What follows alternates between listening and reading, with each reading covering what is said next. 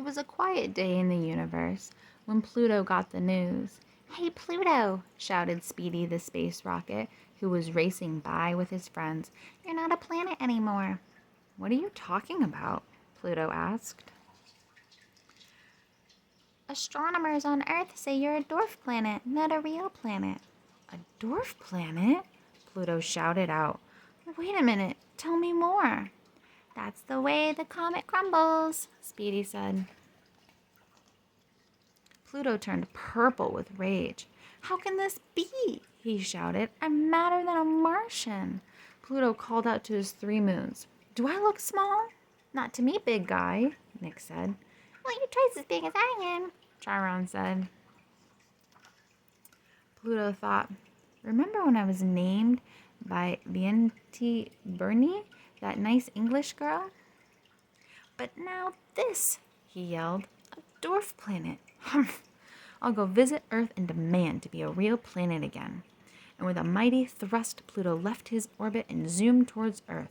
He asked other planets to help him out along the way. He saw Neptune in the distance. "Halt! Who goes there?" Neptune shouted. "Friend or UFO?" "It's me, Pluto." "Hey, little buddy," Neptune boomed. "Hey, I've heard the big news. That's too bad. What brings you here?"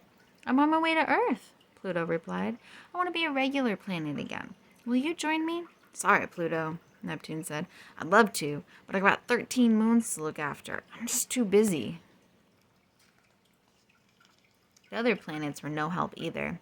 Uranus was too scared. "I might get hit by a meteor shower." Saturn was too vain.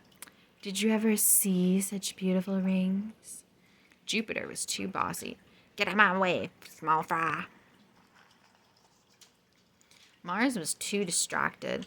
Pluto didn't even bother visiting Venus or Mercury. They're out of his way. "Not today. It's Mars Day. The Martians are celebrating."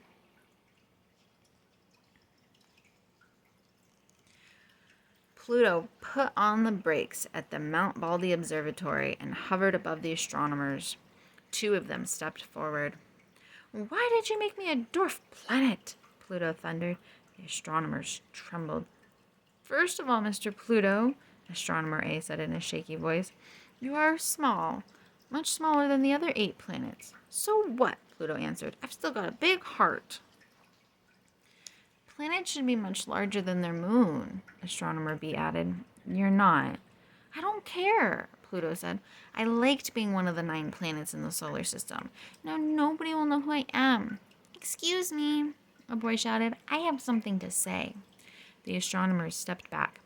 "Pluto, you will always be my favorite," the child said.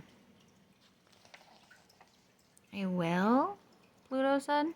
"Small or big, it doesn't matter," the child said. "You're the best." Pluto spun around.